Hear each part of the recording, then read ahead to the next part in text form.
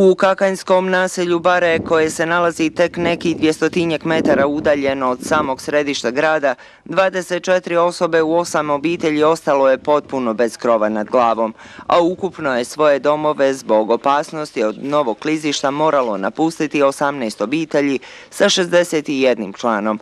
Oni koji su svjedočili sinoćnoj tragediji još uvijek su vidno potreseni.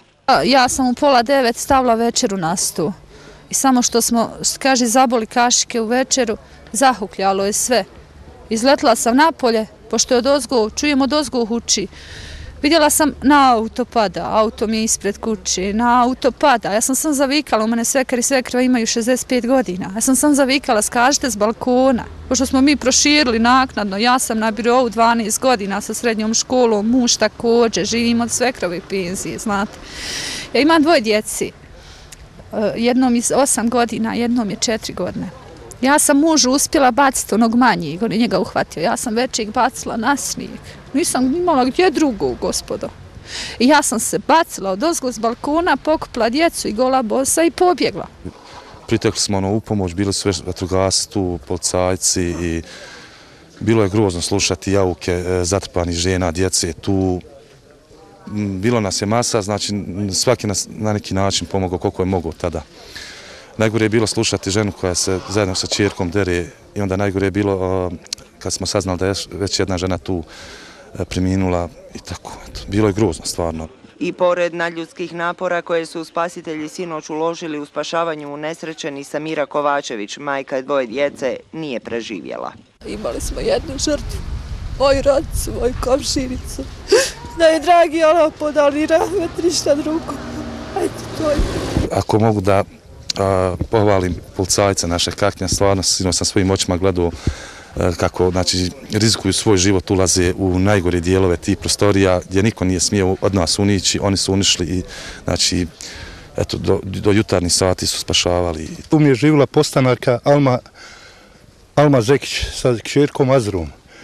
Hvala Bogu, izbjegla je, nije ništa bilo tragedije, jedino tragedija to što su stvari ostale u stanu i to sve.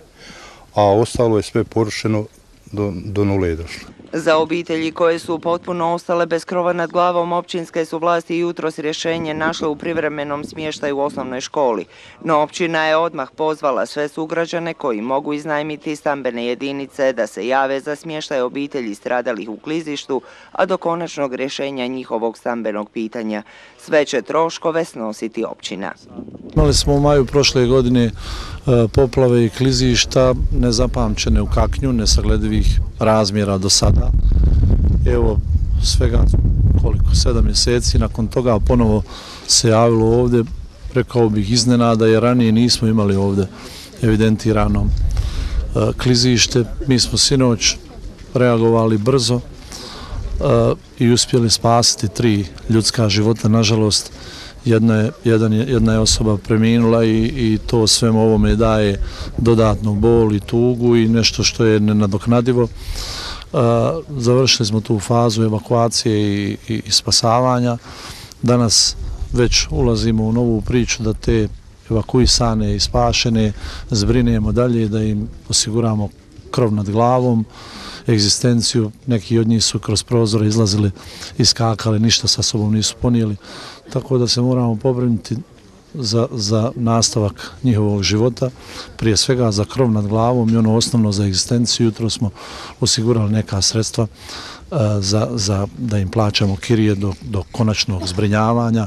Po mom ličnom mišljenju i kompletnog štaba, opštinskog štaba civilne zaštite, bolje je da se ljudi izmjeste preventivno, da ne bi, ne do Bog, ponovo imali neku žrtava, materijalna dobra će se nadoknaditi. A kada budemo znali tačne rezultate tih istraživanja, onda ćemo moći i mi zauzeti stav ko da se vraća u svoje objekte, ko je bezbjedno tu stanuje, a za koga treba pronaći druge lokacije i druge stambene prostore. Preliminarni pregled terena danas su obavili geolozi, no za procjenu stanja, kažu, treba će iscrpnija ispitivanja tla. Naime, brdo koje je uništilo kuće vještačka je tvorevina nastala odlaganjem jalovine iz rudnika tijekom nekoliko decenija.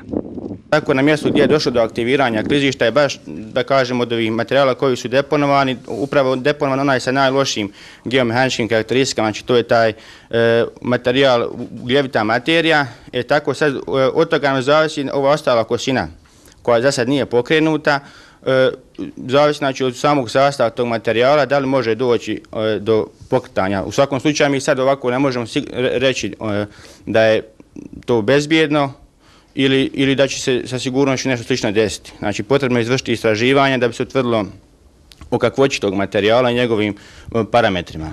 Općina je inače već odobrila isplatu novčane pomoći za sve obitelji koje su ugrožene klizištem u naselju Bare, a pomoć u zbrinjavanju ugroženih ponudilo i nekoliko nevladinih organizacija, kao i brojni građani Kaknja, ali i cijele Bosne i Hercegovine.